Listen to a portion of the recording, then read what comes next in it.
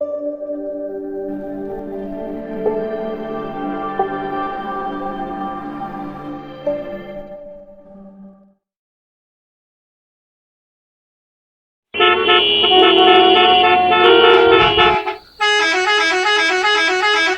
के करीब 9:30 बजे थे। दिल्ली जयपुर हाईवे पर गाड़ियों की लंबी कतार लगी हुई थी। कोई अपने परिवार के साथ सफर कर रहा था, कोई ट्रक लेकर कई 100 किलोमीटर दूर जा रहा था, तो कोई सिर्फ एक कप चाय पीकर आगे निकल जाना चाहता था। उसी हाईवे पर एक ढाबा था जहां रात होते ही इतनी भीड़ हो जाती थी कि लोगों को टेबल मिलने के लिए भी इंतजार करना पड़ता था। बाहर बड़े बड़े अक्षरों में लिखा था, बनवारी स्पेशल पंजाबी ढाबा। इस ढाबे की सबसे ज्यादा पहचान उसकी शाही पनीर थी। लोग कहते थे, अगर इस रास्ते से गुजर रहे हो और बनवारी के ढाबे की शाही पनीर नहीं खाई तो समझो सफर अधूरा रह गया। लेकिन जो लोग उस पनीर की तारीफ करते नहीं थकते थे, उन्हें नहीं पता था कि आज उसी पनीर की वजह से किसी की जिंदगी हमेशा के लिए बदलने वाली है।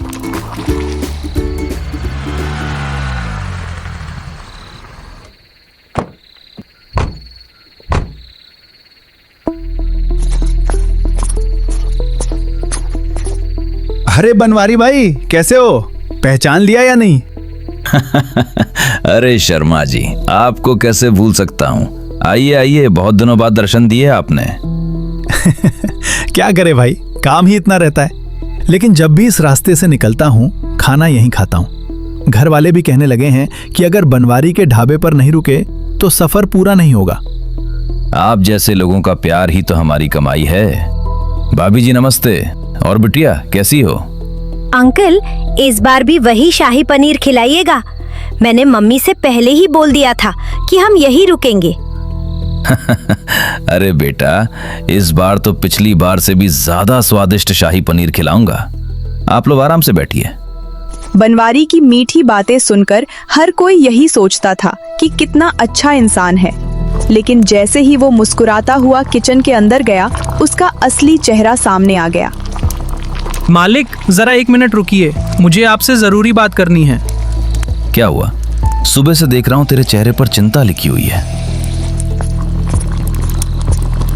मालिक ये देखिए। बनवारी धीरे धीरे उसके पास आता है। क्या है इसमें? यही वो पनीर है जो 3 दिन पहले बच गया था। मैंने इसे इसलिए नहीं फेंका क्योंकि सोचा पहले आपको दिखा दूं, लेकिन अब ये बिल्कुल खराब हो चुका है। इसकी बदबू भी आने लगी है।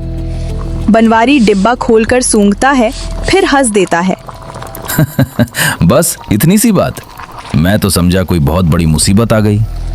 मालिक, आपको इसमें कोई दिक्कत नहीं दिख रही? नहीं, मुझे तो इसमें 5-6 हजार रुपए दिख रहे हैं। मालिक, पैसे दिखाई दे रहे हैं, लेकिन मुझे खतरा दिखाई दे रहा है। ये पनीर किसी को खिलाना ठीक नहीं होगा।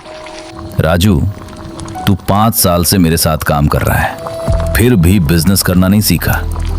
अगर बिजनेस का मतलब खराब खाना खिलाकर पैसे कमाना है तो सच कहूं मालिक, मुझे ऐसा बिजनेस कभी नहीं सीखना। तुझे पता है इस महीने दूध, गैस और सब्जियों के दाम कितने बढ़ गए हैं? हाँ मालिक, लेकिन नहीं, पहले मेरी बात सुन।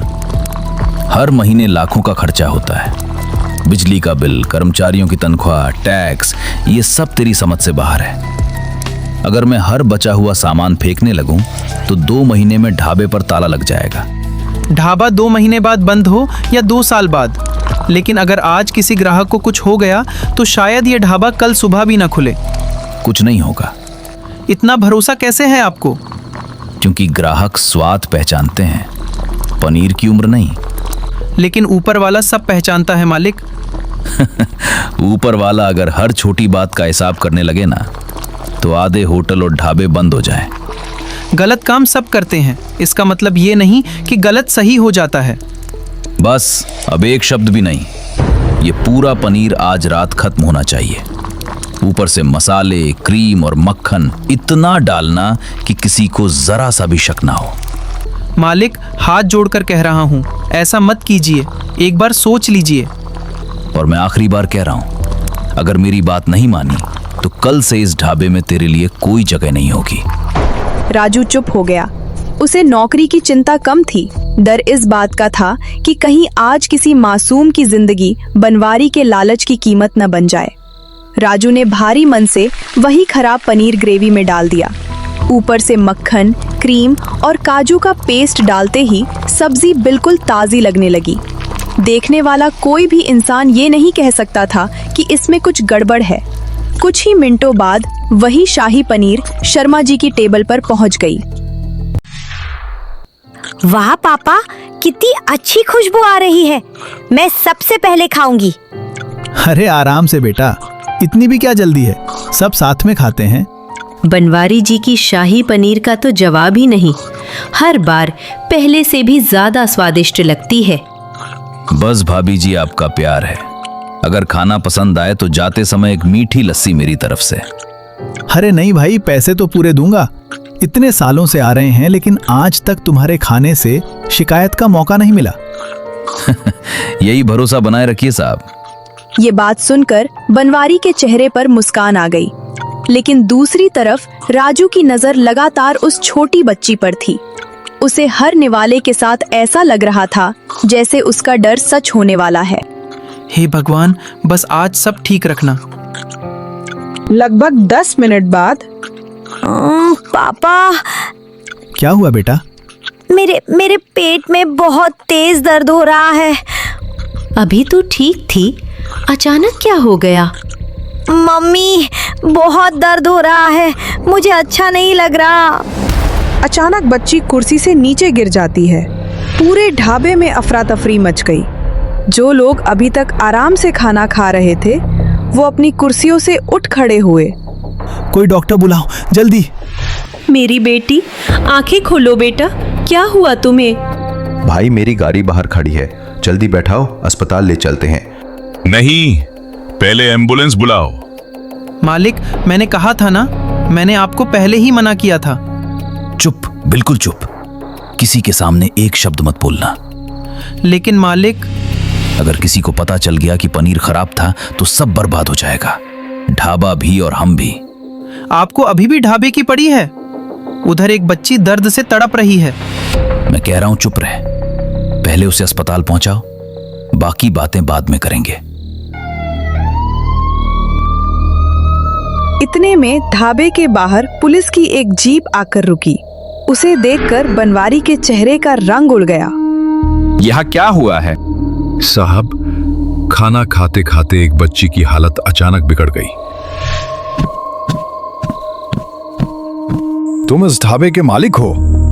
जी साहब। आज जो खाना इस परिवार ने खाया वो किसने बनाया था? साहब, हमारे यहाँ रोज सैकड़ों लोग खाते हैं, पहली बार ऐसा हुआ है। शायद बच्ची की तबीयत पहले से खराब रही होगी। झूठ। चुप रह। इंस्पेक्टर साहब, मेरी बेटी बिल्कुल ठीक थी, रास्ते भर हंस रही थी। खाना खाने के 10 मिनट बाद अचानक उसकी हालत बिगड़ गई। साहब, मेरी बेटी को कुछ हो गया ना तो मैं किसी को नहीं छोड़ूंगी। इंस्पेक्टर ने पूरे किचन की तरफ देखा, फिर उसने अपने सिपाहियों की तरफ इशारा किया। पूरा किचन चेक करो, फ्रिज, स्टोर, सब कुछ, और किसी भी खाने की चीज को हाथ मत लगाना। साहब, इसकी क्या जरूरत है? आप गलत समझ रहे हैं। अगर सब कुछ ठीक है तो डर किस बात का है? ये सुनते ही बनवारी के माथे पर पसीना आ गया। उसे बार बार फ्रिज में रखा वही खराब पनीर याद आने लगा और पहली बार उसे अपने लालच से डर महसूस हुआ। पूरे ढाबे में सन्नाटा पसरा हुआ था। कुछ देर पहले जहां लोगों की हंसी सुनाई दे रही थी, अब वहां सिर्फ घबराहट थी। पुलिस के 2 सिपाही सीधे किचन की तरफ बढ़ गए। बनवारी की नजर बार बार उसी फ्रिज पर जा रही थी जिसमें खराब पनीर का बचा हुआ डिब्बा रखा था। उसे ऐसा लग रहा था जैसे उसके सीने की धड़कन पूरे ढाबे में सुनाई दे रही हो। साहब, पहले फ्रिज चेक करते हैं। अरे साहब, उसमें तो सिर्फ आज का सामान रखा है, बेकार में समय क्यों खराब कर रहे हैं? पहले अस्पताल चलिए, बच्ची की जान ज्यादा जरूरी है। हमें अपना काम मत सिखाओ। जिस चीज को छिपाने की सबसे ज्यादा कोशिश की जाती है, सबसे पहले वही देखी जाती है। नहीं साहब, मैं तो बस। हटो सामने से। सिपाही ने फ्रिज खोला। ऊपर दूध, दही और सब्जियां रखी थी। जैसे ही उसने नीचे वाला डिब्बा निकाला, तेज बदबू पूरे किचन में फैल गई। साहब, लगता है यही पनीर है। इसकी हालत तो बिल्कुल खराब है। डिब्बा इधर लाओ। इंस्पेक्टर डिब्बा खोल कर देखता है। ये कब का है? साहब वो असल में सीधा जवाब दो। शायद 2-3 दिन पुराना होगा। शायद? तुम्हें अपने ढाबे का सामान कब का है ये भी नहीं पता? राजू अब तक चुप खड़ा था, लेकिन उसकी आंखों में साफ दिखाई दे रहा था कि वह अब और झूठ नहीं सुन सकता। तुम इधर आओ। तुम्हारा नाम क्या है? जी राजू। सच सच बताओ, ये पनीर कब का है? राजू कुछ सेकंड चुप रहकर बोला, साहब 3 दिन पुराना है। राजू सोच कर बोल। मैं बहुत सोच चुका हूँ मालिक। अगर आज भी चुप रहा तो सारी जिंदगी खुद को माफ नहीं कर पाऊंगा। तू भूल दिया कि मैंने तुझे भूखे मरने से बचाया था? तेरे घर का खर्चा किसने उठाया? नहीं मालिक, मैं कुछ नहीं भूला। आपने मुझे काम दिया, इसके लिए मैं हमेशा आपका एहसान मानूंगा। लेकिन उस एहसान का मतलब ये नहीं कि मैं किसी मासूम की जान खतरे में डाल दूं। झूठ बोल रहा है ये साहब। ये मुझसे नाराज है, इसलिए मुझे फंसा रहा है। अगर मुझे आपको फंसाना होता तो मैं सुबह ही पुलिस बुला लेता। मैंने तो आखिरी समय तक आपको समझाने की कोशिश की थी। हाथ जोड़कर कहा था कि ये पनीर फेंक दीजिए, लेकिन आपको हर बार सिर्फ पैसों की चिंता रही। ढाबे में बैठे हर ग्राहक की नजर अब बनवारी पर थी। कुछ देर पहले जो लोग उसकी तारीफ कर रहे थे, अब वही लोग उससे नफरत भरी नजरों से देख रहे थे। बनवारी, मैं पिछले 3 साल से अपने परिवार को लेकर यहाँ आता रहा। मैंने हर जगह तुम्हारी तारीफ की। लोगों से कहा कि इस हाईवे का सबसे ईमानदार ढाबा है, और तुमने उसी भरोसे का ये इनाम दिया। शर्मा जी मेरी बात सुनिए। क्या सुनूं? मेरी बेटी अस्पताल में जिंदगी और मौत से लड़ रही है, और तुम अभी भी बहाने बना रहे हो। अगर उसे कुछ हो गया ना, तो मैं तुम्हें कभी माफ नहीं करूंगा। मैंने भी कई बार यहाँ खाना खाया है। कौन जाने हम लोगों ने भी कितनी बार खराब खाना खाया होगा।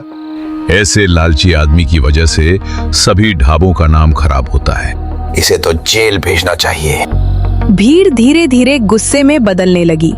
लोग बनवारी के खिलाफ बोलने लगे। जिस ढाबे में कुछ घंटे पहले उसकी तारीफ हो रही थी, आज वहीं उसका कोई साथ देने वाला नहीं था।